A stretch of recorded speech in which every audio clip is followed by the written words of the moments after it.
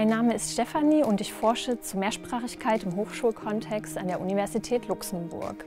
Konkret beschäftige ich mich damit, welche Schwierigkeiten und Chancen sich beim Schreiben in einer Fremdsprache im Hochschulkontext ergeben, besonders im Hinblick auf die Lernprozesse. Das ist unter anderem relevant für die Universität Luxemburg, wo viele Mitarbeiter und Studierende in verschiedenen Sprachen schreiben müssen. Nach bisherigen Erkenntnissen ist für den Lernprozess Routine nicht förderlich, sondern unerwartete Herausforderungen lassen unsere alten Denkmuster ins Wanken geraten und erst dadurch können wir uns weiterentwickeln.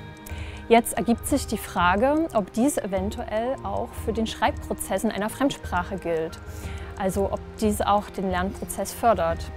Bisher ist es noch unklar, welche Rolle Fremdsprache beim Schreiben im Hochschulkontext spielt. Deshalb möchte ich per Interview und Umfragen herausfinden, wie Doktoranden und Doktorandinnen aus verschiedenen Fachbereichen ihre Erfahrungen berichten über den Schreibprozess und welche Erkenntnisse sie daraus auf das Endprodukt ihrer Dissertation und ihre persönlichen Weiterentwicklung ziehen.